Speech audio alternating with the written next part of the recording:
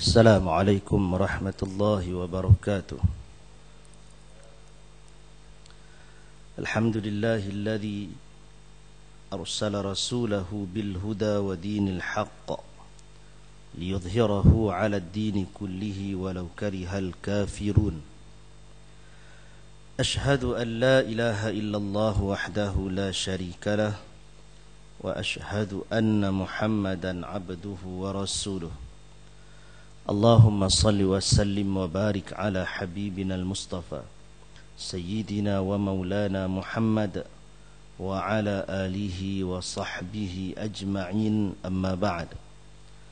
Muslimin muslimat yang dirahmati Allah Subhanahu wa taala, alhamdulillah, syukuran yang tinggi kita panjatkan kehadrat Allah Jalla wa Ala dengan perkenan limpah kurnia Allah. Pada malam ini kita sekali lagi diizinkan untuk bertemu, dan ini adalah kuliah kita yang terakhir, kan, untuk sesi ini sebelum kita menghadapi ataupun melalui hari-hari Ramadan. Baik, dalam kuliah yang lepas kita sudah habis membicarakan tentang tajuk yang berkaitan dengan kelompok-kelompok masyarakat di Madinah, dia keadaan-keadaan yang genting semasa awal-awal hijrah ketika baginda mula sampai ke Al-Madinah. Malam ini kita bincang tajuk yang baru, iaitu pembentukan masyarakat baru di kota Madinah, pada muka surat 263 ikut kitab yang ni. Betul kan? Qala al-musannif rahimahullah, pembentukan masyarakat baru. Kami telah menerangkan bahawa ketibaan Rasulullah sallallahu alaihi wasallam di perkampungan Bani Najjar, Madinah, ialah pada hari Jumaat 12 Rabiul Awal tahun 1 Hijrah, bersamaan 27 September 622 Masihi. Dan baginda turun di hadapan rumah Abi Ayyub dan berkata, "Di sinilah tempat berhenti insya-Allah." Kemudian baginda berpindah ke rumah Abu Ayyub Al-Ansari radhiyallahu an. Hak ni yang diceritakan hari itu. Bulan berapa kita baca dulu? Nabi tiba di perkampungan Bani Najjar hari Jumaat. Tarikh ini tuan-tuan, 12 Rabiul Awal ini berdasarkan perkiraan yang disebutkan hari itu. Syekh Safiyur Rahman Al-Mubarakfuri dia cenderung ambil kepada yang Al-Mansur Furi kira tu kan.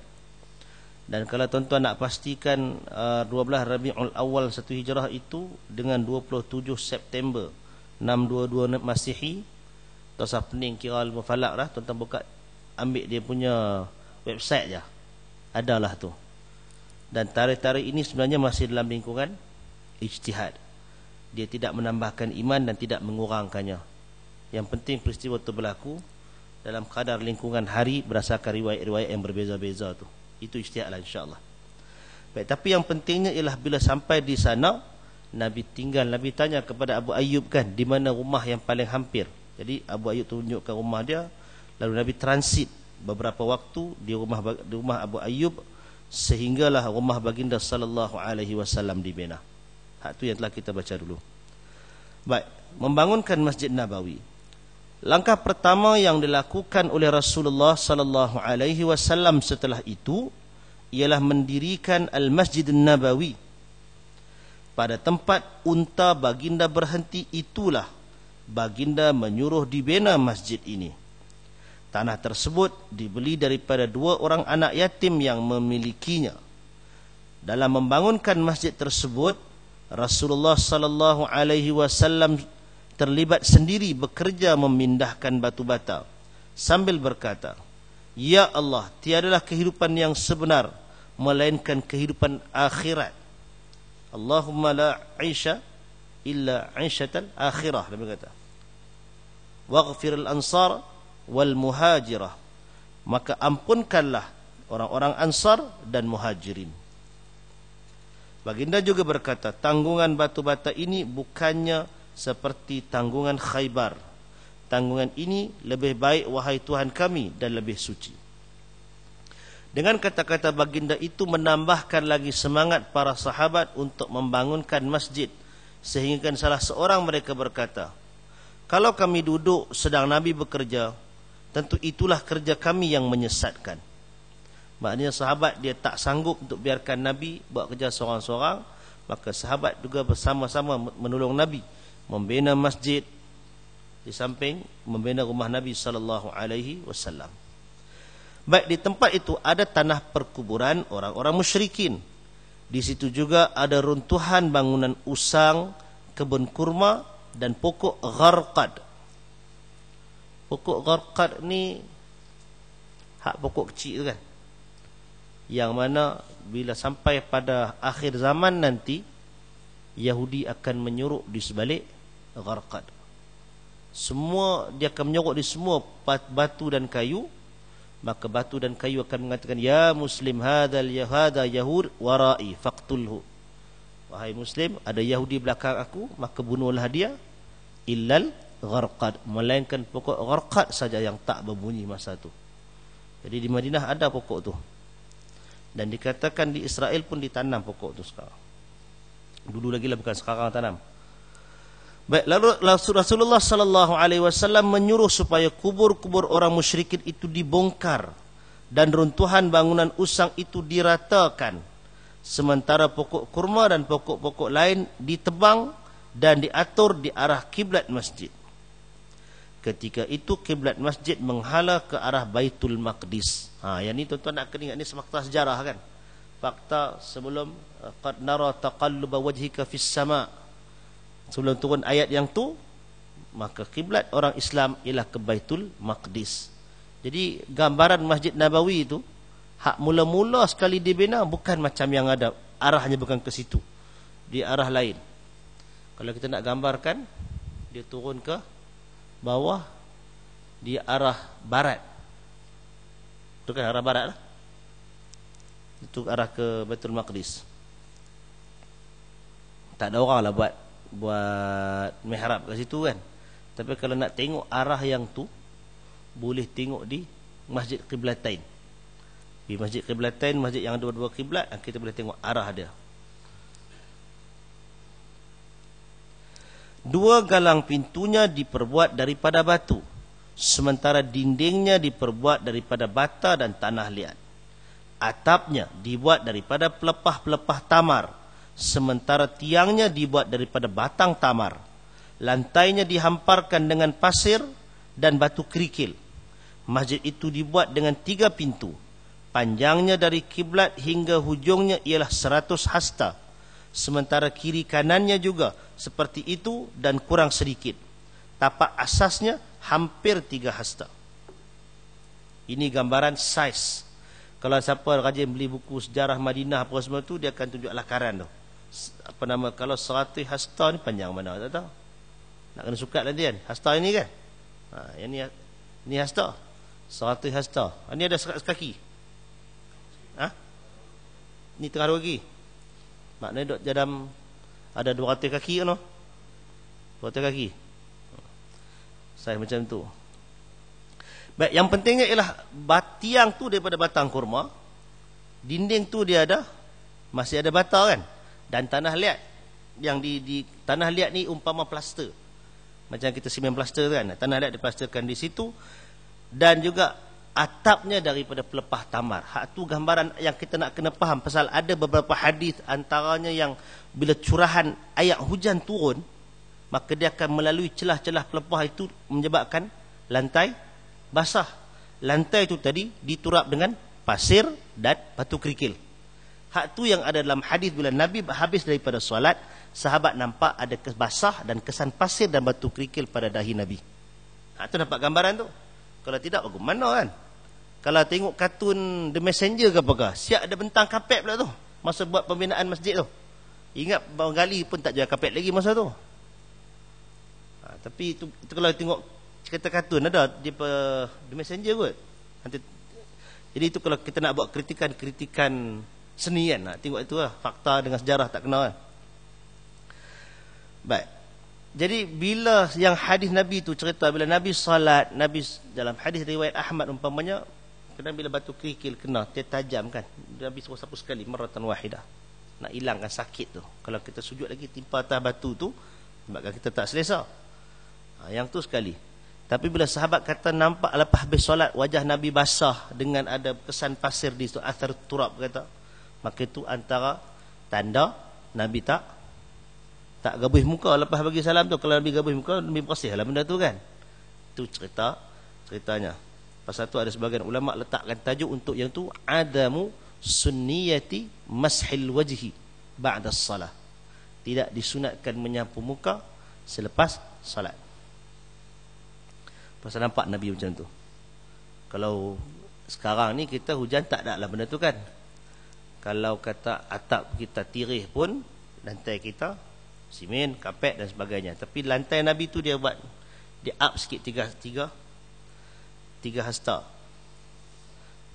Baik, di sebelah masjid itu dibangunkan beberapa rumah, iaitu rumah-rumah yang diperbuat daripada batu bercampur bata, sementara bumbungnya adalah gabungan batang dan pelepah tamar. Rumah-rumah itu adalah bilik isteri-isteri Nabi sallallahu alaihi wasallam. Setelah selesai pembinaan bilik-bilik itu, baginda pun berpindah dari rumah Abu Ayyub dan menetap di situ. Adalah karan, siapa yang rajin buka buku sejarah Madinah tu, Dr. Abdul Basit ada juga satu buku dia kan tentang benda tu. Kalau tuan-tuan baca, dia ada keliling rumah masjid Nabi tu, ada bilik, kita kata saiz bilik lah tu, rumah isteri-isteri Nabi, yang mana Nabi akan menyantuni isteri-isterinya. Lepas sak Nabi akan pergi ziarah seorang. Bila malam tidur mana? Malam tidur hak giliran tu lah, dia bukan boleh lari giliran lain. Aisyah kalau Nabi hari giliran rumah dia, pegang-pegang tak ada kat sebelah. Ni pergi mana pula ni, malam ni giliran rumah dia. Tu yang dia boleh cek, dia pegang-pegang, Nabi solat apa ni, pegang-pegang cek kaki basah, kaki tak basah, pegang rambut kok mandi ke apa ke, mandi tempat lain kan, tak basah. Tu yang Nabi Aisyah pegang Nabi masa Nabi tengah solat. Rumah satu ya, macam sekarang ni makam Nabi, itu rumah Aisyah satu saja. Baik, masjid yang dibina itu bukan berfungsi sebagai tempat sembahyang semata-mata. Malah disitulah tempat pertemuan orang-orang Islam untuk mempelajari ilmu pengetahuan Islam dan bimbingan-bimbingannya. Ia adalah ibarat kelab pertemuan dan tempat beramah mesra oleh berbagai suku yang selama ini sering bercakaran disebabkan oleh perasaan kejahiliahan dan peperangan yang timbul di kalangan mereka. Masjid itu juga adalah sebagai pengkalan untuk mentadbir segala urusan dan melancarkan sebarang pergerakan. Ia juga adalah parlimen, tempat untuk mencapai sesuatu keputusan dan melaksanakannya. Dijadikan Al-Haram An-Nabawi itu sebagai center of the city, sebagai pusat negeri Madinah dan sebagai pusat pentadbiran. Semua orang akan bertumpu di situ. Dengan tanah yang sekecil itu, dengan saiz itu, dia tebang pokok mana-mana diratakan. Dia memang kawasan itu kawasan kebun kurma. Pasal tepi itu ialah perkuburan Al-Baqi' kan. Al-Baqi' itu sendiri duduk dalam kawasan kurma, ladang kurma tu. Itu yang kita baca hadis Nabi potong pelepah tamar, Nabi kerat dua kan. Nabi pacak kat satu kubur dan satu kubur lagi. Kalau kita fikirkan Al-Baqi' itu serupa sekarang, kita tentu heran. Mai mana pelepah tamar tu? Tapi kalau ambil cerita daripada zaman Nabi dulu, dia ibaratkan macam tempat kita, perkuburan itu dalam kawasan kebun kelapa sawit. Macam tu. Jadi tanah tempat masjid itu sendiri daripada kebun telah diratakan. Ada perkuburan orang musyrikin dibongkar dan dialihkan. Baik, jadi bila itu jadi center of the city, di situ maka semua orang akan bertumpu ke situ untuk pelbagai urusan. Tapi dalam bab solat, para sahabat tidak terhad untuk solat di situ. Mana-mana yang agak jauh daripada kawasan itu, dia akan solat di tempat dia sendiri, dekat prison dia sendiri. Sebagai contohnya hadis Muaz bin Jabal kan, bila dia solat Isya dengan Nabi, dia balik pula pergi rumah dia jadi imam pula di tempat dia. Itu menunjukkan bukanlah semua akan terhumpu, pasal ialah dengan kapasiti yang ada, rumah jauh. Jadi mana yang tak dengar azan, dia akan berjemaah di tempat dia sendiri. Yang lain tentang masjid Nabi ini ialah, kalau kita baca nanti dalam sejarah ni akan jumpa ada tiang tempat Nabi tambat musyrikin, tawanan perang pun ada. Di masjid itulah Kristian, orang-orang Kristian datang jumpa Nabi. Bukan takat jumpa sehari dua, duduk situ seminggu untuk berdialog dengan Nabi sallallahu alaihi wasallam.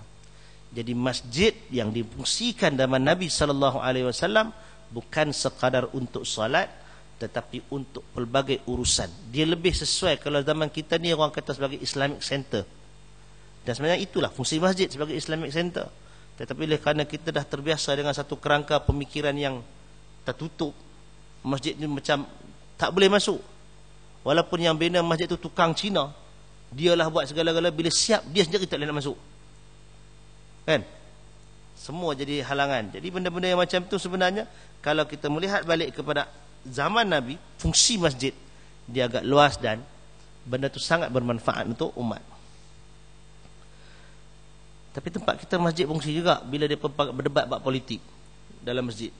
Betul? Ataupun masa mesyuarat agung. Itu berfungsi.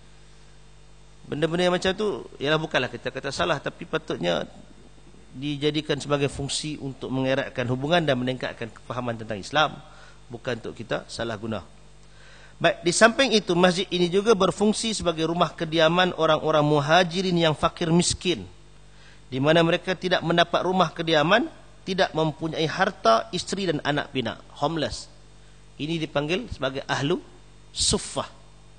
Ahlu suffah ni rumah dia dengan rumah Aisyah tu tak jauh.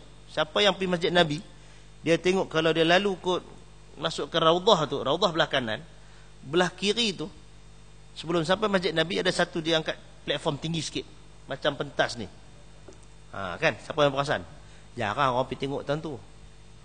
Itu dikatakan sebagai tempat ahlu suffah. Jadi ahlu suffah ni bila duduk kat situ, salah seorangnya ialah Abu Hurairah radhiyallahu an.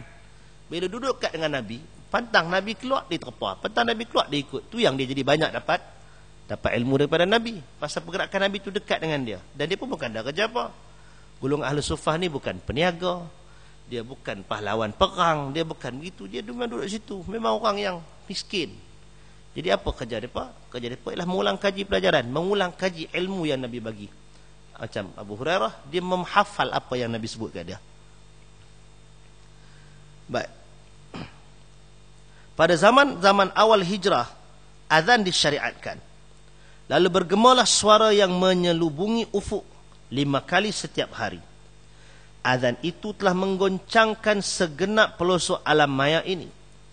Kisah tentang mimpi Abdullah bin Zaid bin Abdi Rabbih tentang pensyariatan azan ini sangat terkenal, seperti yang diriwayatkan oleh At-Tirmidzi, Abu Dawud, Ahmad dan Ibn Khuzaimah. Tuan-tuan tahu cerita hadis azan tu kan? Apabila Abdullah bin Zaid kata, satu hari itu dia bermimpi. Dia jual barang apa? Dia bermimpi dia nak bunyikan loceng, dia nak beli loceng untuk panggil orang solat. Maka kawan yang dia jumpa tu kata kat dia, mau tak kalau aku tunjukkan kepada kamu, ajarkan kamu kalimat yang lebih baik daripada apa yang kamu nak buat. Maka Abdullah bin Zaid pun tanya, benda apa? Silakan. Maka lelaki tersebut menerangkan kepada dia kalimat-kalimat azan. Esoknya, bila selepas solat dengan Nabi, bila pertemuan dengan Nabi, dia ceritakan balik kepada Nabi mimpi tersebut. Bila dia kata kat Nabi yang tu, Nabi kata itu adalah mimpi yang benar. Lalu Nabi panggil Bilal bin Rabah. Nabi kata kat Abdullah bin Zaid, ajarkan Bilal perkataan-perkataan itu. Abdullah bin Zaid yang terima mimpi, tapi bukan dia yang Nabi taklifkan untuk jadi muazzin. Nabi suruh bagi jawatan tu kepada, Nabi suruh ajarkan kepada Bilal, dan Bilal ambil jawatan tu. Pasal apa? Kata para ulama, kerana Bilal ini antara kelebihannya ialah suaranya nyaring, lantang dan nyaring, jelas orang lain dengar. Dan ada sebahagian riwayat kata Umar Al-Khattab juga mendapat mimpi yang sama. Tetapi yang hadis yang disebutkan ni ialah tentang Abdullah bin Zaid. Baik, jadi lafaz-lafaz azan, kalau orang tanya mai mana, ia datang daripada mimpi Abdullah bin Zaid, tapi bukan sandak pada mimpi itu yang menyebabkan dia jadi syariat. Dia jadi syariat pasal apa? Pasal dia habaq kat Nabi, Nabi endorse. Nabi endorse mimpi dia tu, maka itu yang menjadikan dia syariat. Kalau mimpi kita, siapa nak endorse? Tak ada kan? Jadi kerana itu janganlah siapa-siapa perasan mimpi dia serupa macam mimpi para sahabat. Mimpi jumpa Tok Wali dan sebagainya, itu tak terpakai belakang. Baik, seterusnya, mempersaudarakan antara sesama Muslim. Jadi satu aktiviti ataupun aktiviti yang ada ialah membangunkan masjid. Lepas sampai bina rumah Nabi, bina masjid sekali dengan bina rumah Nabi, baru Nabi pindah. Itu yang part pertama. Yang berikutnya ialah mempersaudarakan sesama Muslim. Hak ni mempersaudarakan sesama Muslim ini dah kira fasa yang kedua sebenarnya. Fasa yang pertama ialah selepas Bai'atul Aqabah yang pertama, apabila antara lain isi bai'ah tersebut ialah untuk mendamaikan antara siapa? Aus dengan Khazraj. Itu fasa pertama, perdamaian orang-orang Madinah. Sekarang ni bila Nabi berhijrah, Nabi ambil yang peringkat yang kedua, iaitu sesama Muslim. Maknanya untuk di Madinah diwakili oleh Aus dan Khazraj yang dipanggil Ansar. Yang keduanya ialah yang datang daripada Mekah yang dipanggil Muhajirin. Baik. Sebagaimana Nabi SAW mengorak langkah pembinaan masjid sebagai pusat perkumpulan dan beramah mesra, baginda juga turut menjalankan usaha lain yang paling indah dalam sejarah, iaitulah usaha baginda mempersaudarakan orang Muhajirin dengan orang Ansar. Berkata Ibnul Qayyim rahimahullah, kemudian baginda Rasulullah sallallahu alaihi wasallam mempersaudarakan orang-orang Muhajirin dengan orang-orang Ansar di rumah Anas bin Malik. Mereka yang dipersaudarakan itu seramai 90 orang. Separuhnya daripada Muhajirin dan separuh lagi daripada Ansar. Mereka dipersaudarakan atas asas berkongsi kehidupan dan saling mempusakai selepas kematian dengan melebihi taraf kaum kerabat jauh. Namun, asas pewarisan ini ditamatkan setelah berlaku peperangan Badar, yaitu dengan turunnya firman Allah. A'udzubillahi minasyaitonirrajim. Walladzina amanu min ba'du wa hajaru wa jahadu ma'akum faulaika minkum. Wa ulul arhami ba'dhuhum awla bi ba'dhin fi kitabillah innallaha bikulli syai'in alim. Ayat ini kita baca di tajuk pusaka itu kan, di Pawindak Pawjaya itu. Dan orang-orang yang beriman sesudah itu, kemudian mereka berhijrah dan berjihad bersama-sama kamu, maka adalah mereka dari golongan kamu. Dalam pada itu, orang-orang yang mempunyai pertalian kerabat, setengahnya lebih berhak atas setengah yang lain menurut kitab Allah. Sesungguhnya Allah Maha mengetahui akan setiap-tiap sesuatu. Suratul Anfal ayat 75. Maknanya dalam ayat ni ialah, asalnya orang Muhajirin dan orang Ansar ni bila dipersaudarakan, tadi disebutkan jumlahnya 90 orang, mati orang Ansar, harta dia diwarisi oleh Muhajirin yang dipersaudarakan tadi. Demikian juga sebaliknya. Tapi itu tak jalan lama, lebih kurang hampir 2 tahun kan, sebelum perang Badar. Bila turun perang Badar, turun ayat yang ni. Yang Allah Ta'ala kata, faulaika minkum, mereka tu dari kalangan kamu. Tapi disambung itu, wa ulul arham, maknanya sebahagian dan kaum kerabat ini, ahli keluarga ini, ba'dhuhum awla bi ba'd, sebahagian mereka lebih utama daripada sebahagian yang lain dalam bab pewarisan harta. Ada kaum kerabat yang dapat harta, ada kaum kerabat yang mungkin terhijab, ada kaum kerabat yang boleh terima asabah macam anak lelaki dan sebagainya. Itu ikut perkiraan yang kemudiannya datang dengan nas, dan ini telah dihukumkan fi kitabillah dalam Al-Quran. Baik, dengan turunnya ayat ini, maka hak pewarisan ditarik balik, tetapi hubungan persaudaraan itu diteruskan. Ada dikatakan bahawa baginda sallallahu alaihi wasallam mempersaudarakan antara sesama orang Muhajirin pada kali kedua. Tetapi yang ternyatanya ialah keterangan yang pertama. Maknanya ada qaul kata yang dipersaudarakan sama-sama Muhajirin pun ada. Tapi yang lebih jelas ialah antara Muhajirin dengan Ansar.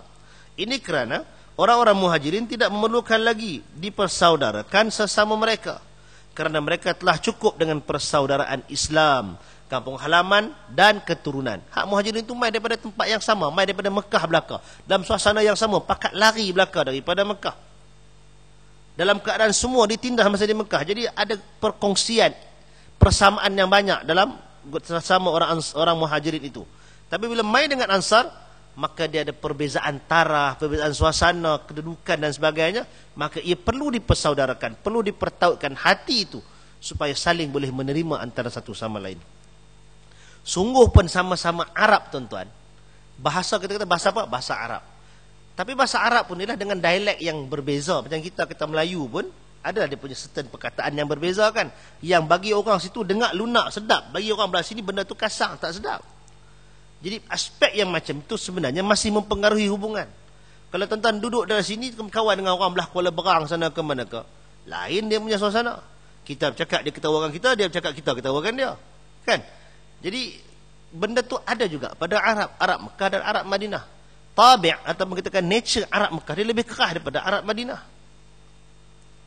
Dia lebih kerah. Jadi benda-benda macam tu sebenarnya kalau tidak diikat jiwanya, hatinya dengan ikatan Islam, dengan Nabi yang meterakan ikatan itu, maka mungkin akan timbul perselisihan dan sebagainya. Bukan nak jumpa sehari sekali, bukan nak jumpa sehari sekali ni. Ini nak jadi teman, nak jadi rakan, nak jadi jiran sepanjang hayat. Kalau kita pun tuan-tuan jumpa kawan-kawan kita kan, jumpa seminggu sekali masa kuliah, habis pun dalam kuliah jumpa, kalau jumpa tiap-tiap malam pun lama 3 jam, habang sembang apa semua. Cuba duduk sekali, pergi berjalan sekali, pergi musafir sekali, duduk bilik ke, duduk tempat. Masa tu kita boleh rasa tahan tak tahan kawan dengan dia ni. Sungguh tu cerita kadang-kadang tu saja bawa cerita umrah kan, bawa orang umrah ni yang mai bisik dengan ustaz boleh pindah bilik ke? Slow kata. Saya apa? Tak tahanlah dengan dia. Cakap banyak, kita cakap pun tak pernah faham. Satgi kau ni masuk bilik ayat jenis berkahak merata apa semua. Benda-benda macam tu timbul. Kalau tak disedarkan kata inilah perjalanan, ini nak kena insaf, ini nak kena sabar dan sebagainya, nasihat yang baik, orang boleh lari pasal tu kalau nak duduk sebilik dia bagi duduk sama-sama keluarga sekali dia lah, nak tak perang macam mana pun kan. Tapi bila campur, seorang duduk main daripada KL, seorang lagi main daripada Sarawak, main daripada Ulu Kelantan sana, main tak sekali, dia akan ada konflik. Satu orang urban, suburban, rural, beza dia punya cara pendidikan, cara fikir, cara bercakap, dressing apa semua tu. Hak jenis ni mandi sehari sekali, itu mandi 4 kali sehari. Jadi benda tu pun terpaksa ada usaha-usaha mempersaudarakan, baru dia boleh hidup sekali. Jadi hak Nabi ni bukan nak duduk saat betul nak pergi duduk, nak terus duduk sana. Kalau orang Ansar tu betul-betul bukan orang yang terbuka jiwa, bukan orang lembut hati, dah sampai tempat kita, lepas tu nak pergi ambil tanah kita, nak begitu dan begini, leceh macam tu. Tara kita pun yang sama agama pun bangsa lain pun kita pandang lain, panggil Bangladesia lah, apalah semua kan. Dia ada rasa jiwa tu. Kerana itu antara benda penting Nabi buat ialah ikat apa. Kalau ikat secara umum macam tu bolehlah juga, tapi umum benda tu mungkin dia punya rasa kemesraan kurang kukuh kan. Tapi bila one by one, hak seorang Muhajirin dengan seorang Ansar ikat sama-sama dia. Kalau apa jadi ikat dia, kawan dia ada, ini saudara dia. Demikian jadi ikat kawan ni, kawan dia akan bela dia. Kerana Arab ini dia ada dia punya noble sifat dia, ialah dia appreciate tau bila ada hubungan dengan dia, keluar dia anggap kaum keluarga dia akan tahan. Melayu belum tentu macam tu kan, dia boleh lepas diri lah. Kalau cakap sejarah Quraisy, sejarah Arab itu sendiri, dia akan jaga kaum keluarga dia. Kalau yang kita baca sepanjang yang kita baca sejarah ni, ada satu makhluk je yang dia tak jaga keluarga dia, Abu Lahab. Hak tu dia lari yang lain, yang tu kan. Jadi tuan-tuan bila faham nature yang ni, kita boleh faham betapa pentingnya tindakan Nabi untuk mempersaudarakan antara benda ni. Pasal dia kata berbeza halnya dengan persaudaraan antara Muhajirin dengan orang-orang Ansar. Pasal benda tu banyak perbezaan. Jadi bila disatukan, dia akan ada lebih erti. Baik, erti persaudaraan ini ialah seperti yang dikatakan oleh Muhammad Al-Ghazali rahimahullah, supaya faham kepuakan jahiliyah itu dapat dibasmikan. Justru itu tidak ada keakraban melainkan di atas landasan Islam. Dengan persaudaraan ini, maka perbezaan keturunan, warna kulit dan tanah air dibuang. Lantaran itu, tidak seorang pun yang dapat ditampilkan ke hadapan atau diletakkan di belakang, melainkan dengan faktor maruah dan ketakwaannya. Yang tu tuan-tuan. Kalau kita kata kita Melayu, hak depa tu Cina, yang tu India, Pernah tak dulu masa di alam roh dulu kita tempah dengan Allah Ta'ala nak lahir bangsa apa? Pernah tak? Tak pernah. Yarhamkallah. Kita tak pernah tempah nak jadi bangsa apa. Tiba-tiba kita nak lebihkan bangsa kita berbanding dengan agama yang telah Allah Ta'ala turunkan, fitrah yang Allah turunkan, lahirkan bersama dengan kita. Jadi itu satu mindset yang patut kita perbetulkan. Manusia tidak pernah memilih bangsa dia sendiri sejak untuk dilahir sebagai bangsa apa. Tetapi dia telah Allah Ta'ala lahirkan dengan memiliki fitrah beragama. Ma min mauludin illa yuladu ala fitrah. Jadi bila kita ada kesedaran yang macam tu, dia tak timbul isu Cina rasis, India rasis, Melayu rasis. Tak ada, benda tu tak patut jadi isu. Kadang-kadang tu kalau tuan-tuan tengok di alam maya, di alam Facebook, bila main satu orang yang bukan Islam, satu orang bukan Melayu, kita kata Cina kan, dia main buat satu statement menghina Islam. Sekali timbul-timbul lah orang hantar share sebagainya, Cina kafir, laknat, nak kena mati, bunuh, kafir, harbi dan sebagainya. Hanya kerana satu person, kita rangkumkan semua Cina ni dah melampau lah net dan sebagainya. Padahal yang buat kerja dia seorang. Yalah, yang lain kita tak nampak kan, tapi betapa juga yang lain tak terlibat dengan benda yang macam tu. Bila mai hak budak Melayu nama apa? Siti Buzarak bernama kan tu, hak perempuan tu kan. Bila dia seorang-seorang dia pergi hina Allah Ta'ala, pergi hina agama, hina Nabi, kita tak boleh kata lah Melayu kafir laknat tu kan. Tak kata macam tu kan. Kita boleh lah deal dia sebagai person, bukan sebagai bangsa. Itulah rasis. Bila mai tahu orang, kita hukum dia sekali dengan bangsa dia, dengan habis semua keturunan dia. Mai pendatang ke Malaysia lah, Cina, apa nak naik tongkang lah, apa semua kita bagi kat tu. Tapi bila mai kat kaum puak kita sendiri, kita deal dia as a person, bukan sebagai satu kaum atau satu bangsa. Itu tanda rasis. Itu tanda kita lupa yang kita ini tidak menempah untuk jadi bangsa apa. Kita semua lahir untuk jadi Islam. Jadi apapun perkiraannya, mesti letakkan Islam tu di depan, barulah kepentingan dan keutamaan puak tu datang kemudian. Jadi itu sebenarnya rahsia dipanggil persaudaraan at-ta'akhi, persaudaraan antara muhajirin dan ansar untuk buang sistem kepuakan itu, perasaan kepuakan yang disemai oleh jahiliah. Sayangkan bangsa sendiri itu kan ada, itu benda nature, tapi untuk melebihkan dia daripada agama, itu bukan yang diajarkan. Jadi Nabi tunjuk yang ni supaya kita tahu ini langkah yang Nabi buat, yang kita kena faham. Dia bukan sekadar teori, tetapi secara praktisnya Nabi buat untuk basmi perasaan tu. Baik, Rasulullah sallallahu alaihi wasallam menjadikan persaudaraan ini sebagai satu kontrak yang perlu dilaksanakan, bukan hanya sebagai mainan di bibir tanpa dipraktikkan. Ianya berkaitan dengan persoalan darah dan harta benda. Ia bukannya sebagai slogan yang meniti di bibir tetapi tidak mendatangkan sebarang hasil. Dalam persaudaraan ini maka bercantumlah perasaan mengutamakan orang lain, yakni tidak mementingkan diri, berkongsi kehidupan dan beramah mesra.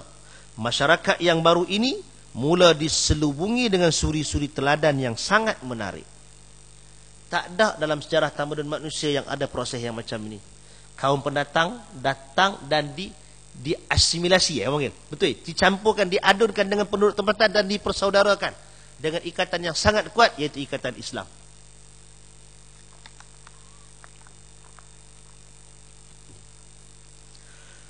Al-Bukhari meriwayatkan bahawa apabila orang-orang muhajirin tiba di Madinah, Rasulullah sallallahu alaihi wasallam mempersaudarakan Abdul Rahman.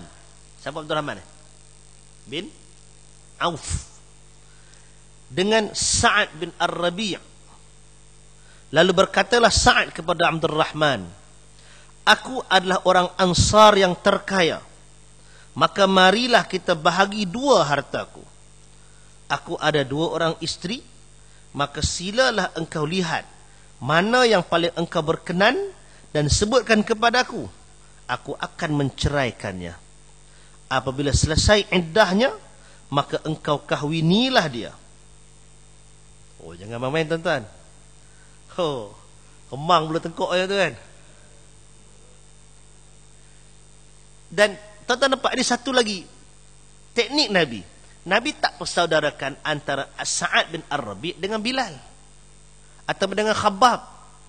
Nabi persaudarakan Sa'ad bin Ar-Rabi' ni, orang yang paling kaya di Madinah. Orang Madinah yang paling kaya dipersaudarakan dengan Abdul Rahman bin Auf, yang juga seorang peniaga yang sangat hebat, yang sangat cekap di kalangan Quraisy. Pasal apa tuan-tuan?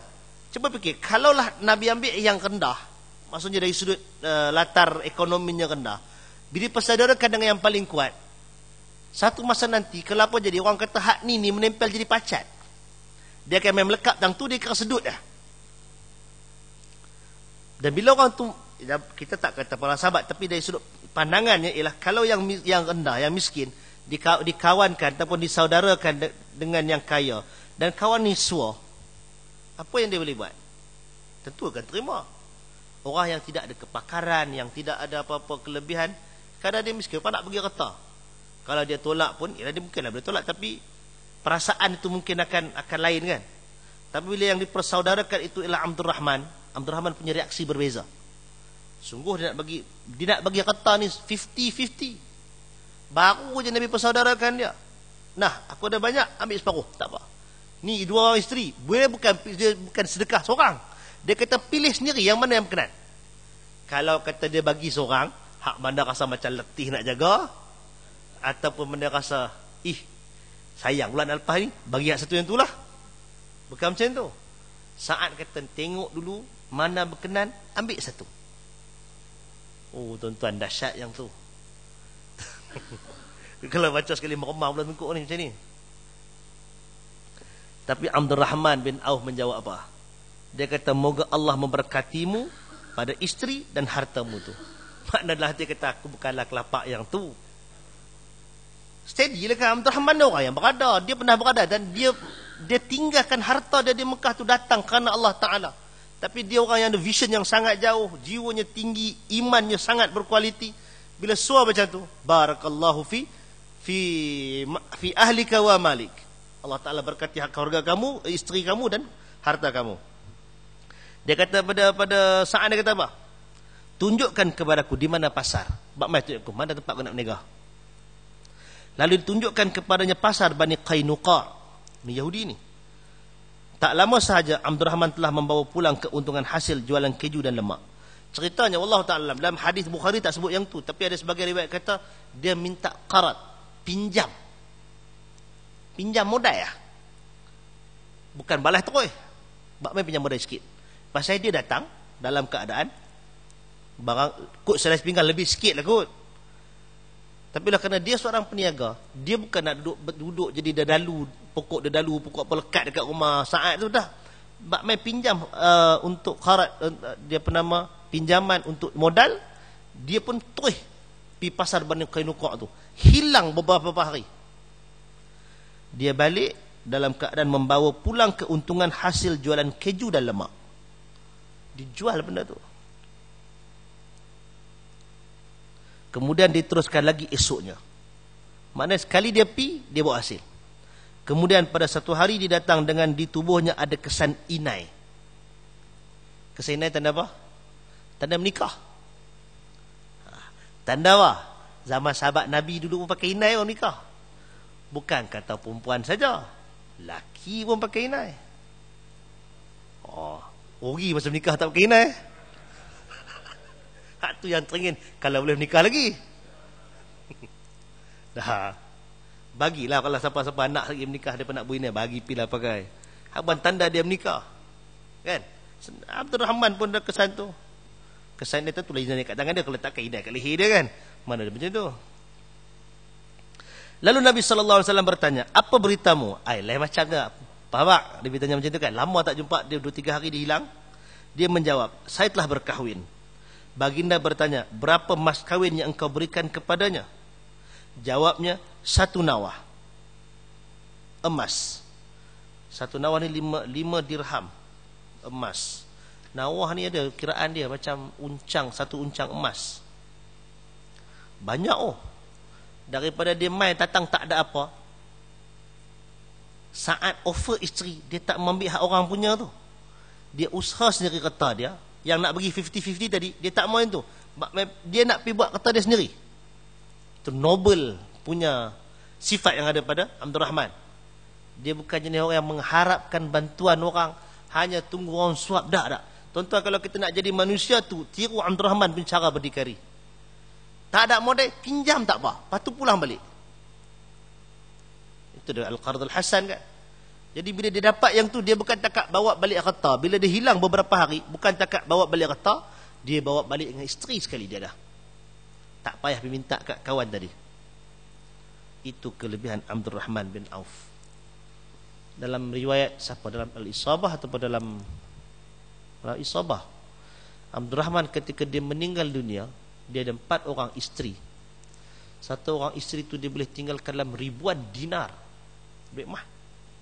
Dan setiap beberapa masa dia akan sedekahkan ribuan dinar kepada satu ahli Badar. Yang kedua ada Bani, ada kabilah Arab yang miskin tu yang dia bagi duit. Dan juga kepada isteri-isteri Nabi dia akan bagi. Kalau sana pernah sukat dulu kiraan, bila kita convert emas itu dengan harga zaman sekarang ini, dia meninggalkan jutaan RM. Abdul Rahman bin Auf yang mai ke Madinah dalam keadaan lebih sikit daripada selai pinggang. Itu tanda apa? Tanda Islam tidak menghalang kekayaan. Tetapi kalau nak kaya, jadi seperti Abdul Rahman bin Auf, yang harta tak tinggal dalam diri dia. Ada kata banyak, bagi kau orang. Ada kata banyak, bagi. Dan Allah Ta'ala bagi setiap yang pi tu akan datang bersamanya yang lain. Kalau zaman kita ni tuan-tuan, ada siapa? Syekh pengasas Bank Ar-Rajihi itu kan, yang last kali dia mati dia tak ada harta. Ada kata banyak, dia bagi semua kau orang. Ketika dia meninggal, dia tak memiliki harta. Tapi bank dia bank Islam terbesar, Ar-Rajihi.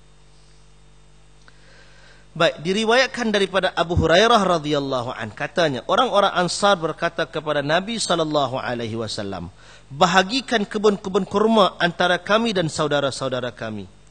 Nabi menjawab, tidak. Lalu orang-orang Ansar itu berkata, kalau begitu biarkan kamu, yakni orang Muhajirin, bekerja di kebun itu dan kami akan berkongsi hasilnya dengan kamu. Maknanya apa? Nak buat smart partnership. Apa jalan kerja? Kami jadi tuan tanah, tapi bahagian hasil kita bagi. Mereka menjawab, kami dengar dan kami patuh. Sam'an wa ta'ah. Ini menunjukkan kepada kita betapa orang Ansar sangat mengambil berat terhadap saudara-saudara Muhajirin mereka. Ialah bukan yang bukan geng peniaga, dia tak boleh bagi peniaga. Jadi yang mana ada peluang kerja kebun, depa sana depa ada kederat kan, depa usahakan kebun tu. Jadi itu teknik, itu cara bagaimana orang Ansar menghargai persaudaraan yang ditetapkan oleh Nabi sallallahu alaihi wasallam. Baik, ia juga menunjukkan sikap pengorbanan, mengutamakan orang lain, berkasih sayang dan kejernihan hati. Ia juga menunjukkan sikap orang Muhajirin yang menghargai kemurahan ini sebenar-benar penghargaan. Mereka tidak mengambil kesempatan dan tidak mengaut hasilnya, melainkan sekadar yang selayak dengan penat lelah mereka sahaja. Setakat yang layak dengan penat lelah mereka sahaja.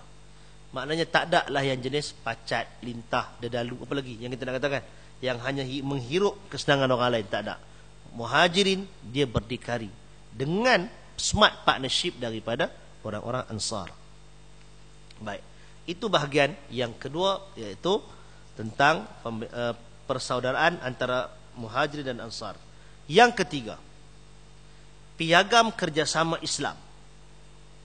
Sebagaimana Rasulullah sallallahu alaihi wasallam mempersaudarakan antara orang-orang mukmin, baginda juga turut mengadakan suatu perjanjian yang dapat membasmi segala onak dan noda jahiliyah serta sentimen kepuakan.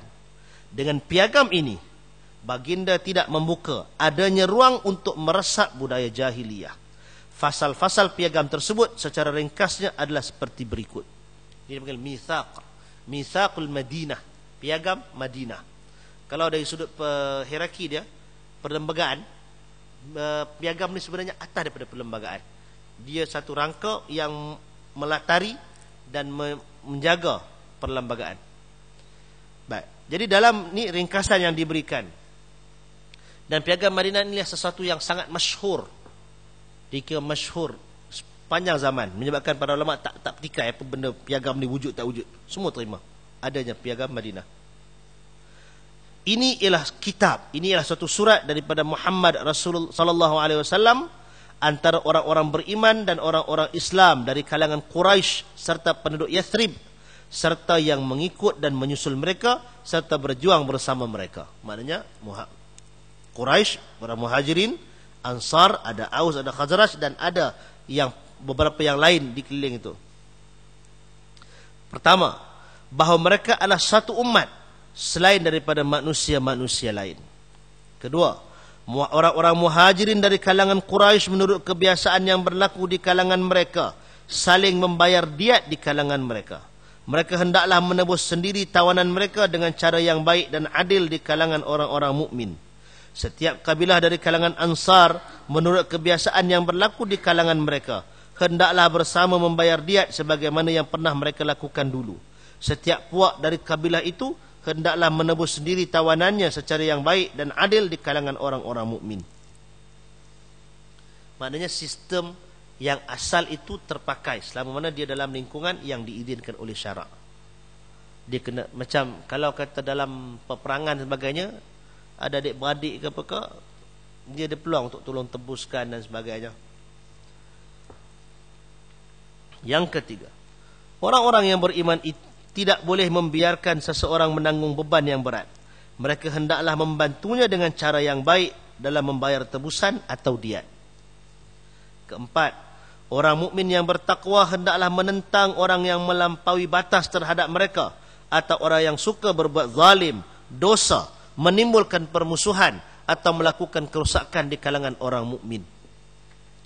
Ini asas yang sangat penting dalam agama, tuan-tuan. Karena agama Islam ini ialah agama yang adil dan tidak pernah agama ini meredakan kezaliman. Ada? Tak ada kan? Bahkan tuan-tuan tengok dalam ayat Al-Quran yang Allah Ta'ala kata wala yajrimannakum syana'anu qaumin ala alla ta'dilu i'diluhu wa aqrabu littaqwa. Sampai kepada tahap janganlah kerana kebencian kamu, permusuhan kamu pada satu puak menyebabkan kamu tidak berlaku adil. Berlaku adillah karena ia lebih dekat dengan ketakwaan. Jadi kalau dengan orang yang kita benci pun tak boleh buat zalim, tambahlah dengan sesama orang Islam. Dengan musuh pun tak boleh buat zalim, apatah lagi dengan sesama Islam. Jadi Islam sama sekali tidak meredakan kezaliman. Maka setiap orang mukmin yang bertakwa hendaklah menentang orang yang zalim dan melampaui batas. Hendaklah bangun membetulkan keadaan itu. Bukan duduk diam, relax, tak apa kena kat orang, bukan kena kat kita. Islam kajak yang tu. Maka kerana itu ruh dan semangat ini yang kita nak kena faham. Agama yang Nabi ajak ni kita kena faham dia punya ruh dia. Dia punya maqasid, dia punya warna masyarakat itu. Ialah masyarakat yang ditegakkan di atas dasar tauhid dan keadilan selama seluruh manusia dan menentang kezaliman dan orang yang membuat kerosakan. Baik, kalau ada orang yang sampai redha, maka itu dipanggil orang yang bisu. Kalau dia orang alim, maka dia syaitan yang bisu. Mereka semua hendaklah sepakat dalam menentang kejahatan itu sekalipun terhadap anak salah seorang mereka. Orang mukmin tidak boleh membunuh orang mukmin kerana menolong seorang yang kafir. Orang mukmin tidak boleh membantu orang kafir untuk melawan orang mukmin. Ini prinsip. Maknanya untuk khianat Islam tak boleh. Tidak boleh untuk mengkhianati Islam. Asas tadi. Asas dia ialah menegakkan Islam. Baik, bahawa perlindungan Allah itu satu, iaitu dia melindungi orang yang lemah di antara mereka. Orang-orang Yahudi yang mengikut kita berhak mendapat pertolongan dan kesamaan tanpa dianiaya dan ditentang terhadap mereka. Tu tara Yahudi yang memang sekian lama duduk Madinah tu dia buat aniaya dan sebagainya. Bila orang Islam mula besar, mula menguasai, kita tak balas dendam dalam keadaan macam itu. Tidak dibuat, tidak dikhianati. Baik, perjanjian damai orang-orang mukmin itu satu. Seorang mukmin tidak boleh mengadakan perjanjian damai dengan membelakangi orang mukmin lain dalam peperangan di jalan Allah kecuali dengan cara yang saksama dan adil di kalangan mereka. Orang-orang mukmin hendaklah saling mempertahankan antara satu sama lain akibat yang menimpa darah-darah mereka di jalan Allah. Dia kena tidak boleh melepaskan diri dia kena pertahankan orang mukmin bila berjirat dipanggil berkaitan dengan jihad di jalan Allah. Orang musyrik tidak boleh melindungi harta benda dan jiwa orang Quraisy dan tidak boleh mempertahankan orang Quraisy terhadap orang mukmin. Maknanya yang belum Islam duduk di Madinah, dia tak boleh buat khianat dengan orang yang Islam yang ada di Madinah dengan menolong Quraisy yang belum Islam tu. Sesiapa yang membunuh orang mukmin dengan cukup buktinya, maka hendaklah ia dihukum balas, kecuali jika wali yang terbunuh memaafkannya. Ini sistem qisas yang ada padanya kemaafan daripada waliyud dam, wali darah mangsa. Kemudian kalau wali dalam dam itu telah memaafkan, maknanya tidak ada lagi hukum qisas, baki lagi ialah hak pemerintah pula di atas siasat syar'iyahnya, prinsip keadilannya, maka dia wajib membayar diat. Itu ganti galang ganti. Diat untuk dia bagi pada keluarga, kemudian pemerintah dia boleh up satu lagi. Tak sampai ke tahap qisas, dia mungkin boleh ta'zir. Ta'zir dengan cara dipenjara, dihukum sebat dan sebagainya. Yang tu hak pemerintah. Hak Allah Ta'ala tadi ialah qisas, dan qisas itu diangkat bila keluarga tu maafkan.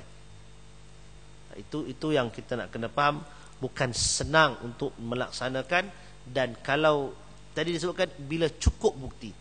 Bila pembunuhan tu tak cukup bukti, tak boleh nak sabit kawan tu yang bunuh, tapi dia ada sama di tempat tu, mungkin dia tumpang sama untuk pukul dan sebagainya, tapi bukan dia yang menyebabkan kematian. Adakah maknanya dia dibebaskan? Tak. Ada ruang untuk ta'zir. Maka dalam sistem kita ni, dia boleh kembali kepada penal code. Baik, patah balik kepada sistem penal code itu, dibuktikan sebagainya, maka dipenjarakan. Tak kena hukum, tak qisas dia pasal tak sampai had untuk yang tu. Baik, semua orang mukmin berkewajipan menghukum pembunuh itu dan tidak halal kepada mereka melainkan melaksanakan terhadapnya. Ini pasal membenteras tindakan kadang-kadang Yahudi bila dia double standard. Hak miskin dia jalankan, yang tak miskin dia abaikan. Tidak halal bagi seorang mukmin menolong seorang pelaku kejahatan atau melindunginya. Barang siapa yang menolong atau melindunginya, maka ia ditimpa laknat Allah dan kemurkaannya pada hari kiamat, serta tidak diambil kira amalannya yang fardu atau sunat. Ini keras ancaman Nabi kepada orang beriman yang mempertahankan kejahatan. Baik, bahawa sebarang perkara yang timbul perselisihan di kalangan kamu, maka hendaklah dirujuk kepada Allah dan kepada Muhammad sallallahu alaihi wasallam. Ini 16 perkara yang disebutkan oleh Ibn Hisham dalam sirahnya tentang piagam Madinah. Sikit lagi tuan-tuan. Kesan maknawi dalam masyarakat daripada 3 tadi. Satu, bina masjid, persaudaraan, piagam Madinah. Bina masjid khas untuk ruhi dan perkembangan dia. Persaudaraan itu untuk aspek sosial. Kemudian piagam itu ialah untuk kenegaraan. Apa kesannya? Dengan kebijaksanaan dan kepintaran ini, maka Rasulullah sallallahu alaihi wasallam telah mengurak langkah membina asas-asas masyarakat baru. Fenomena ini memberikan kesan yang mendalam yang terpamer melalui pribadi-pribadi mulia para sahabat Nabi sallallahu alaihi wasallam wa radhiyallahu anhum. Nabi sallallahu alaihi wasallam sering mengajar, mendidik dan membersihkan jiwa mereka serta menggalakkan mereka berbudi pekerti mulia. Baginda mendidik mereka dengan adab, kasih sayang, persaudaraan, sifat mulia, tekun beribadat dan mentaati perintah. Seorang lelaki pernah bertanya kepada baginda, apakah ajaran Islam yang baik? Ayyul islami khair? Dia tanya Nabi. Hadis Bukhari kan? Nabi kata kat dia, an tut'ima at-ta'ama wa taqra as-salam ala man ta'rif wa man lam ta'rif. Nabi kata, Islam yang baik ialah kamu memberi makan dan memberikan salam kepada orang yang kamu kenal atau yang kamu tak kenal. Itu ajaran Islam yang baik. Memang aspek sosial. Bagi makan, belanja orang makan, datang pergi masuk kedai kan. Jangan tunggu jadi wakil rakyat saja baru nak terpaksa pergi bayar belanja satu kedai. Kalau kita ada duit jenuh sikit hari tu ke apa sebagainya, tak luak kot. Petakat 3-4 orang tu jalan sekali lah kan. Tambah kita kenai, meja itu tak kenai, hak ni kita kenai, jalan pilah bagi sikit. Itu tanda Islam yang baik. Kita kata buat kenduri kan, bukan buat kenduri mesti kena panggil mai rumah, nak kena duduk bersela, nak kena baca kulhu 100 kali, dah. Baca kulhu, baca surah Ikhlas, baca kulhu Allah kan, atau nak kena tahlil, tak. Hak tu kenduri passion Melayu. Tapi hak Nabi bagi yang ni Maknanya bila-bila masa saja boleh. Kemudian bila bagi salam, adab bagi salam ni bukan hanya kepada yang kita kenal, tapi juga kepada yang kita tak kenal. Abdullah bin Salam berkata, apabila Nabi SAW sampai ke Madinah, aku pun datang kepadanya. Dan setelah perhatikan benar-benar rupa baginda, tahulah aku rupanya bukan rupa pembohong. Dia tengokkan Nabi, dia tahu rupa ni bukan rupa pembohong. Kadang-kadang ada orang dia tengok first glance dia, satu dia kelip pusing dah. Ni muka tak boleh percaya ni. Ada orang bertang muka dia tak nak tangkap lagi. Bila bercakap, wih ni kaki kebang ni. Kan ada yang tu. Tapi Abdullah bin Salam, dia pendeta Yahudi. Dia baca dah tentang dalam Taurat. Dia bacalah tentang Nabi akhir zaman. Dia pipi bila orang kata dia mendakwa Nabi, dia tengok ini bukan orang bohong. Nah. Maka antara perkataan awal yang diucapkan oleh baginda ialah, wahai manusia, sebarkanlah salam, berilah makan, hubungkan silaturrahim, dan bersolatlah kamu di waktu malam. Tatkala orang ramai sedang tidur, nescaya kamu akan dapat masuk syurga dengan sejahtera. Ini hadis riwayat At-Tirmidzi. Nabi kata apa? Ayyuhan nas, Nabi katakan, afshus salam, wat'imut ta'am, wasilil arham, wasallu apa tadi panggil Nabi? Wan nasu niyam. Wasallu bil lail wan nasu niyam. Tudkhilukum jannah bis salam. Nabi kata. Baginda pernah bersabda, tidak akan masuk syurga orang yang jirannya merasa tidak selamat daripada kejahatannya. Kalau jiran dia bukan yang hari-hari duduk dengan kita kan. Kalau dia rasa bilalah kau ni nak pindah kan, ataupun tak mati-mati dia ni, tu kira teruk jiran tu. Sabdanya lagi, orang Islam itu ialah orang apabila orang Islam lain merasa selamat daripada keburukan lidah dan tangannya. Lidah dan tangan ni memang buat kerja buruk tuan-tuan. Lidah kita memang duk kata kat orang, mulut tangan kita pun kena duk aniaya orang. Kalau ada orang yang rasa bila duk dengan kita dia rasa selamat, lidah dia tak kata kat orang, dia tak buat jahat, itu orang Islam. Al-muslim man salimal muslimuna min yadihi wa lisanih. Sabdanya lagi, tidak sempurna iman seseorang kamu kecuali setelah dia mencintai apa-apa yang dikecapi saudaranya sebagaimana dia mencintai apa-apa yang dikecapi olehnya. La yu'minu ahadukum hatta yuhibba li akhihi ma yuhibbu li nafsihi. Nabi juga berkata, orang-orang mukmin sama seperti seorang lelaki apabila matanya mengadu sakit, maka semua tubuhnya mengadu sakit. Jika kepalanya mengadu sakit, maka semua tubuhnya mengadu sakit. Ini cerita hadis tentang manusia itu seperti satu jasad kan. Orang mukmin, bagi orang mukmin yang lain adalah ibarat seperti binaan-binaan yang saling memperkuatkan antara satu sama lain. Itu semua hadis dalam riwayat Syaikhan Bukhari Muslim. Nabi kata, la tabaghadu, janganlah kamu benci-membenci, wala tahasadu, jangan kamu saling berdengki, jangan kamu membelakangi, dan janganlah kamu hamba-hamba Allah, jadilah kamu hamba-hamba Allah yang bersaudara. Tidak halal seorang muslim meninggalkan saudaranya, yakni tidak bertegur sapa selama lebih dari 3 hari. Ini cara kita kalau bergaduh pun tuan-tuan. Gaduh ni siapa pun boleh bergaduh. Kecil hati ni bila pun boleh kecil hati, daripada yang budak kecil sampai orang tua. Dan Islam bagi ruang yang tu untuk dia didik, untuk dia rawat jiwa dia, rawat hati dia, pujuk balik dia punya perasaan. Marah kat kawan tu tapi nak kena kenang balik aspek-aspek positif hubungan dengan kawan-kawan kita ni. Jadi bila merajuk, bila kita kecil hati dan sebagainya, 3 hari bagi tempoh. 3 hari bagi tempoh. Kalau terserempak, dia kena tegur. Dalam tempoh 3 hari itu, merajuk lagi kan, kecil hati lagi, tak apalah lari. Ada ruang bertenang di situ. Islam agama yang jaga nature kita tuan-tuan, jaga emosi kita, diraikan benda tu. Kalau langsung tak boleh, maka manusia akan jadi manusia yang terpaksa. Hati itu dia kecil hati, dia marah, dia geram, tapi oleh kerana tak boleh langsung, dia terpaksa sabar, dia terpaksa berpura-pura buat baik. Jadi yang tu tak nature, tak semula jadi. Islam bagi ruang untuk dia berdidik jiwa dia, pujuk balik jiwa dia, bagi can. Masuk 3 hari, kalau tak buat, yang tu dilarang. Tapi kalau lepas bergaduh tu tak jumpa, 3 tahun baru jumpa, tak payahlah kan. Pasal bukan dia tak tegur siapa, bukan pasal tak mau tegur siapa, tak ada ruang, itu cerita lain. Tapi ini kalau dia duk jumpa sekali kadang berselisih di market, berselisih tempat kerja, buat dia buat tak tahu kan. Hari pertama tak apalah, dia kecil hati. Mai hari kedua merajuk lagi, tak apalah. Mai hari ketiga jaga. Masuk hari keempat, teguk, dia kena jawab. Baik, sikit lagi. Orang Islam adalah saudara orang Islam. Dia tidak menzaliminya dan tidak membiarkan dia sakiti. Barang siapa menunaikan hajat saudaranya, maka Allah akan menunaikan hajatnya. Barang siapa yang melepaskan satu kesukaran seorang Muslim, maka Allah akan melepaskan satu kesukarannya daripada beberapa kesukaran di hari kiamat. Barang siapa yang menutup keaiban orang Islam, maka Allah menutup keaibannya pada hari kiamat. Ini hadis Bukhari Muslim kan. Man nafasa kurbatan an Muslim, nafasahu Allahu kurbatan min kurbi yaumil akhirah. Itu yang Nabi sallallahu alaihi wasallam sebut, yang kalau kita tuan-tuan kita rasa beban kita banyak ke akhirat, cara nak bagi ringan beban akhirat tu ialah kita ringankan beban orang di dunia. Bukan suruh hilang, payah nak bagi hilang beban orang kan, bagi susah orang tu, tapi kita tolong ringankan. Nafasa maknanya khaffafa, ringankan. Jangan kita orang ada masalah, kita buat tak tahu je, tanggung sendirilah, siapa suruh. Dah bukan macam tu.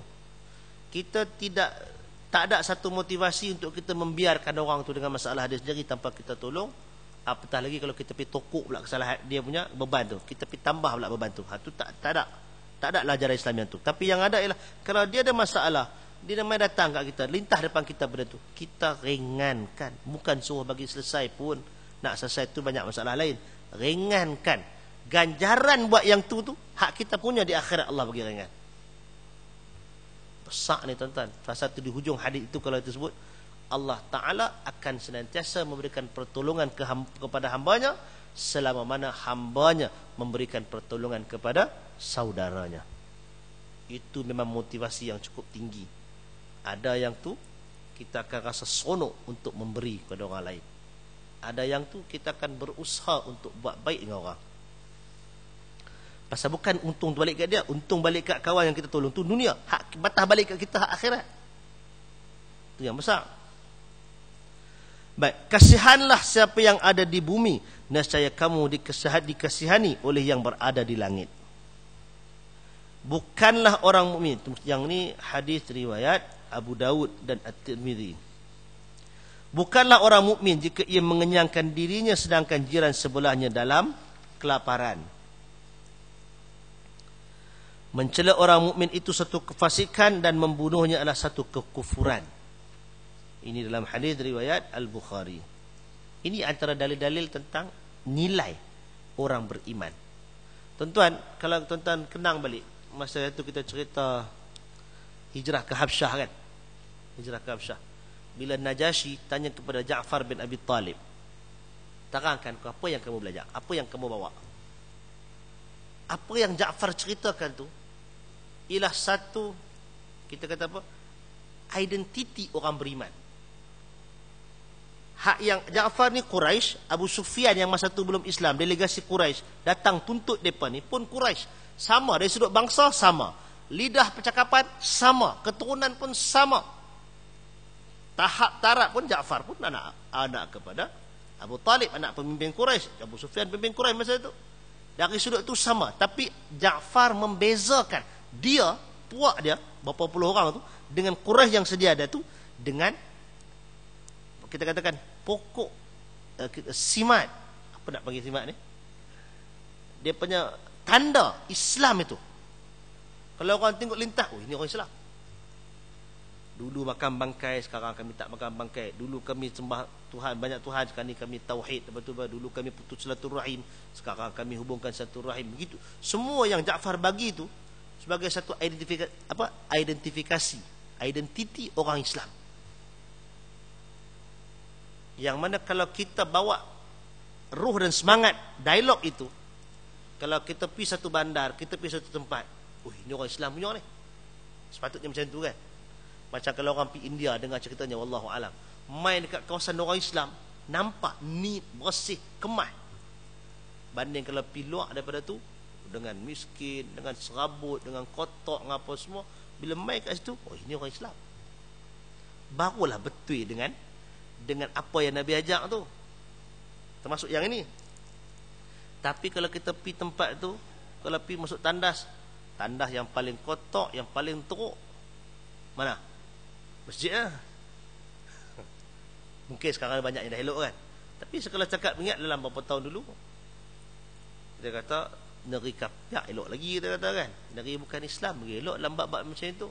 Dari sudut sistem dan sebagainya. Kalau pergi negeri orang Islam belah apa nama Arab sana tu, pickpocket ni. Maka kalau di Spanyol, kalau kita di Spanyol kan, Allahu alam betul tak? Tapi masa dulu masa nak pergi tu, antara yang diberi warning ialah jaga pickpocket ni, penyeluk saku. Penyeluk saku ni main mana? Main daripada Morocco, apa kata. Dah jadi satu simah buruk pula. Satu tanda buruk hak yang buat kerja ni orang sini. Dan depa ni dikaitkan dengan Islam.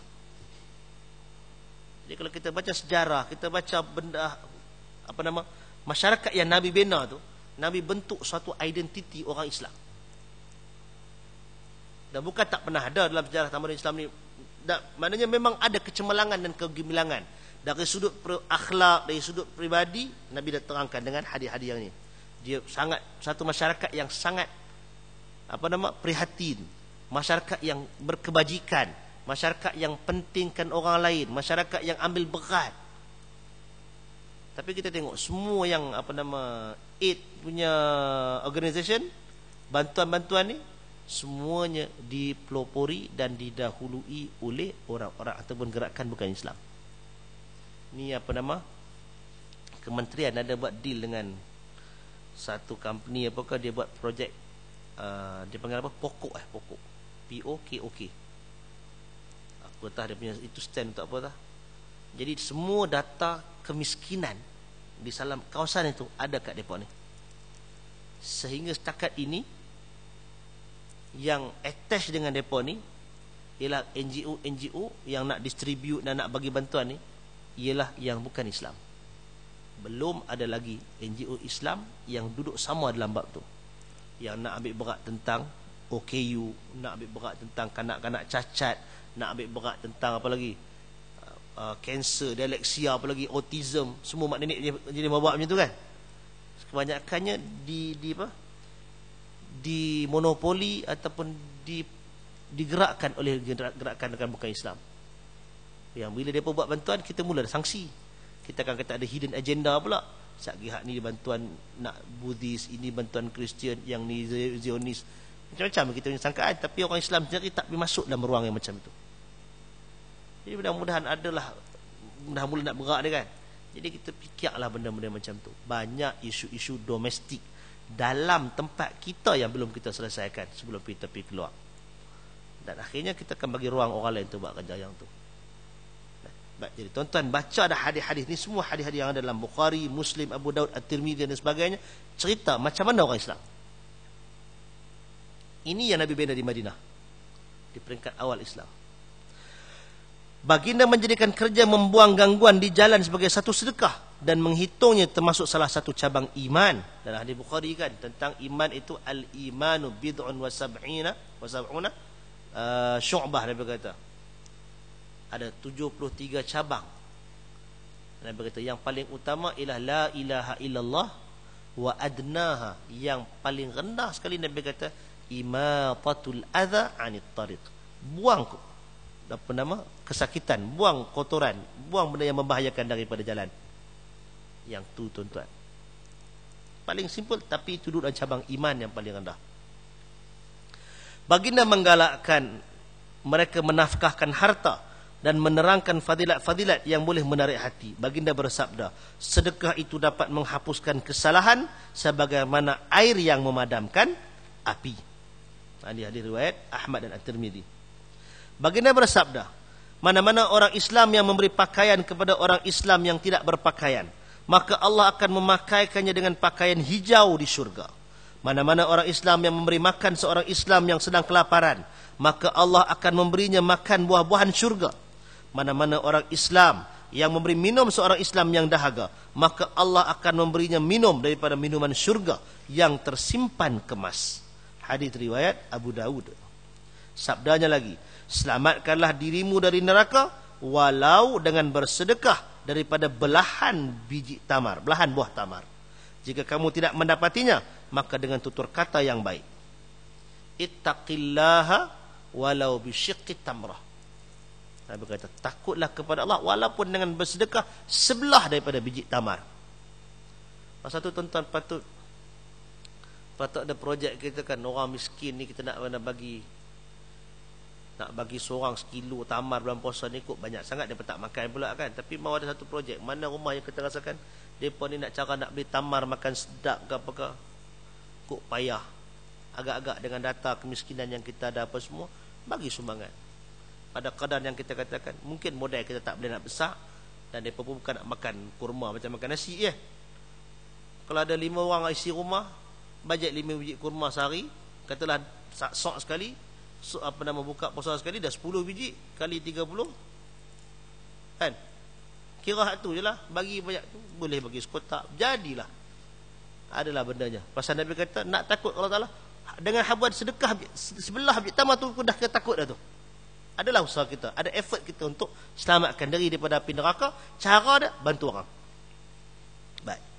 Di samping itu semua, Rasulullah sallallahu alaihi wasallam sangat menggalakkan umatnya menahan diri daripada meminta-minta.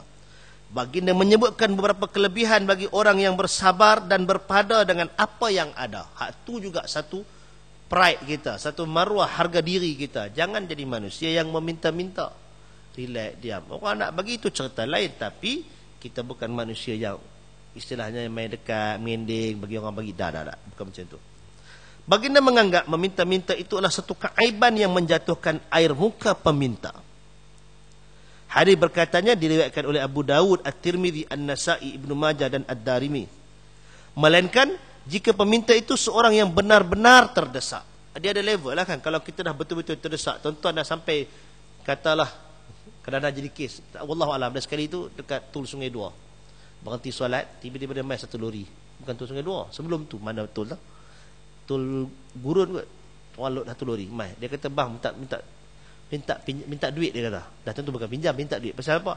Duit cash tertinggal, tak ada duit nak bayar tol. Kalau yang tu takkan nak malu kan, kena minta lah, betul tak? Kalau malu nak minta kat siapa, satgi tak boleh nak keluar tol, dia bawa lori, dia deliver barang.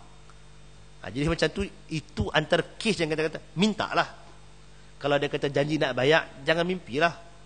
Pasal sekali tu kita jumpa, lain kali kita tak tahu lagi jumpa kita tak. Jadi kalau nak bagi. Jadi dia kata abang nak bayar tol, mai daripada mana? Bajet lah dia mai daripada situ. Kalau paling jauh pun daripada Bukit Kayu Hitam Hutan Kampung Bajet mana? Takkan sampai 100 berapa puluh ya. Jadi dia kata dia keluar, rasanya itu dalam RM10, dia kata bagi RM10.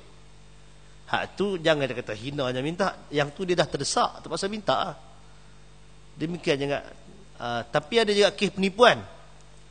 Macam Pudu Raya selalu jadi dulu. Pudu Raya dulu dia mai kata dia mai daripada belah Pahang, bos dia kata suruh jadi driver lori, sampai-sampai bos dia dah ambil orang lain. Jadi tak ada duit nak balik Pahang. Minta seorang dapat RM10. Satgi ada lagi. Jumpa kawan-kawan, hari tu dia bagi dah. Orang yang sama. Yang tu trik bohong.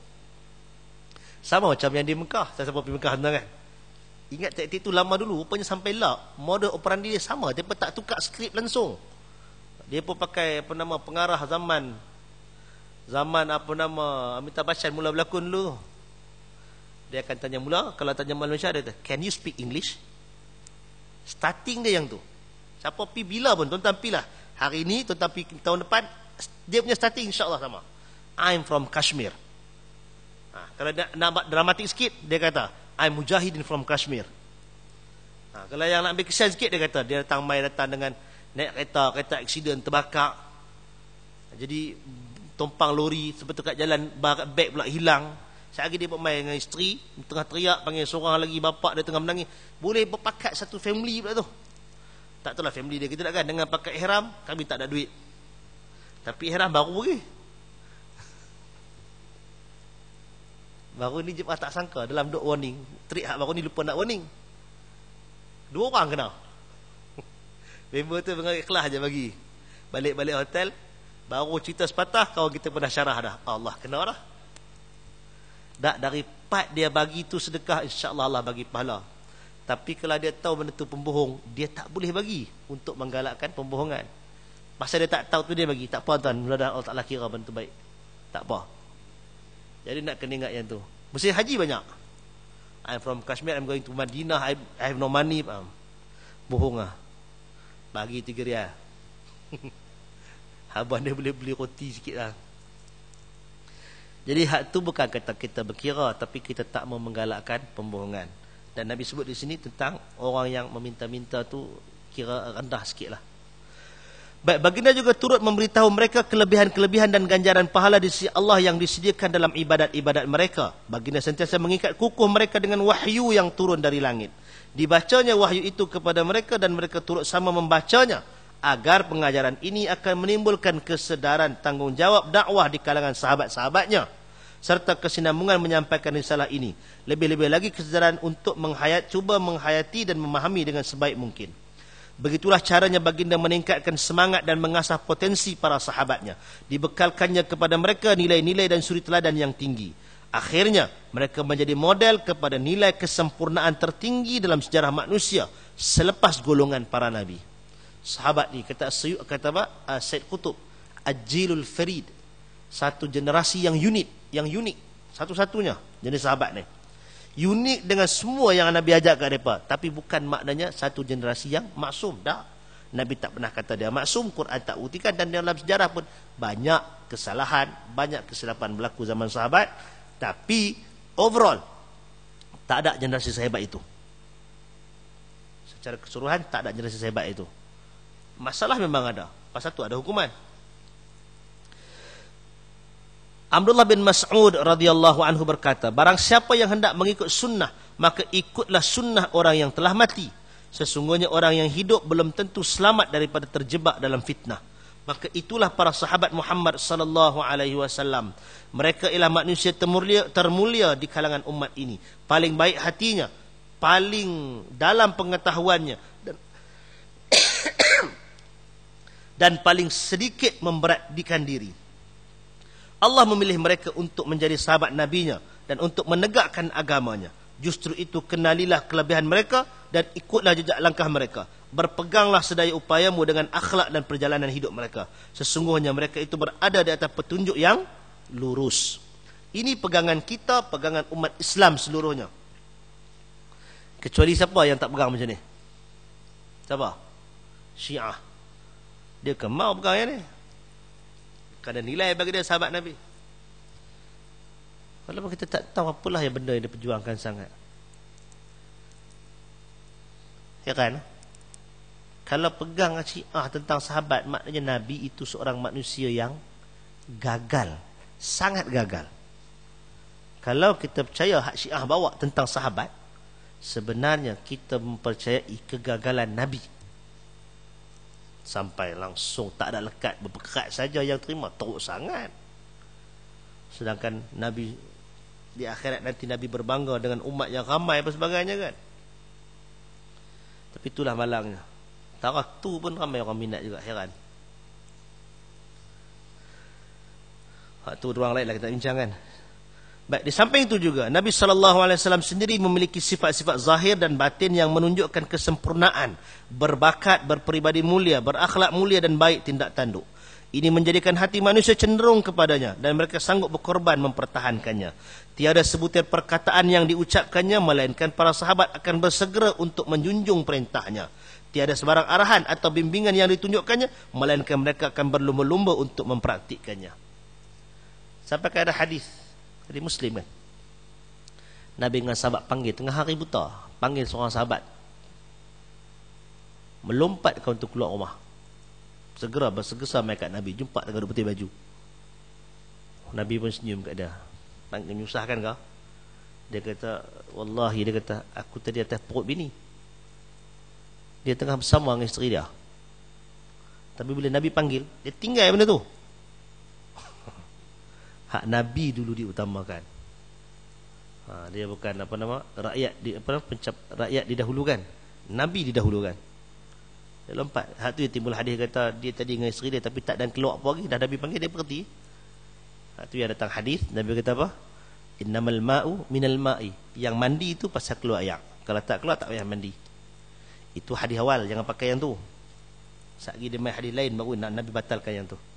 Nak ceritanya tentang bukan cerita bab mandi tadi, bukan cerita bab jimat tadi, cerita bab sahabat sanggup tinggalkan keseronokan dia untuk menyahut panggilan Nabi. Baik, dengan cara inilah baginda sallallahu alaihi wasallam berupaya untuk membentuk masyarakat baru di Madinah. Tak ada orang Madinah zaman dulu tu sebelum Nabi datang tak sopa dengan yang tu. Peram, gaduh, baca syair pitikam kawan tu begitu begini. Mai Islam, mai Nabi, semua Nabi tukar. Masyarakat yang paling hebat dan terhormat yang pernah dirakamkan dalam pentas sejarah. Dengan cara inilah juga baginda berupaya menyelesaikan masalah-masalah masyarakat dengan penyelesaian yang membuatkan manusia dapat berada dalam keadaan selesa. Setelah suatu masa dahulu mereka berada dalam suasana yang penuh kegelapan. Melalui faktor-faktor ini maka sempurnalah ciri-ciri masyarakat baru yang sanggup berhadapan dengan apa jua aliran zaman sehingga berjaya menolak aliran-aliran ini dan mengubah perjalanan sejarah dan masa. Wallahu ta'ala a'lam. Habis kita tajuk ni tuan-tuan. Hari dia 10 sebelah.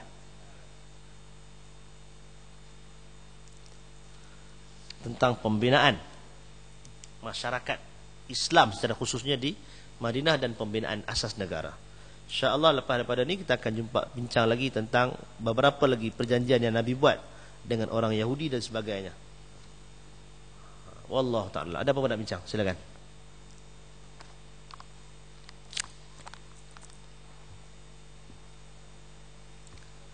Tak ada lah. Cuba kita baca dulu kan dalam sejarah tentang Masjid Nabi tu beli daripada tanah anak yatim. Kemudian Uthman kan dia beli tanah keliling tu untuk dibuat masjid pembesaran. Kalau kita bayangkan saiz Masjid Nabi, kita bayangkan tanah yang Uthman beli, kita bayangkan tentang orang yang solat di situ. Berapa banyak saham orang yang selesaikan tanah tu dulu. Beribu tahun, 1000 tahun lebih ada orang sembahyang di situ. Tiap-tiap waktu tak pernah kosong. Perang macam mana pun ada isi dalam tu kan. Besar tuan-tuan. Wallahu ta'ala alam. Subhanakallahumma wa bihamdika asyhadu an la ilaha illa anta astaghfiruka wa atubu ilaik. Assalamualaikum warahmatullahi wabarakatuh.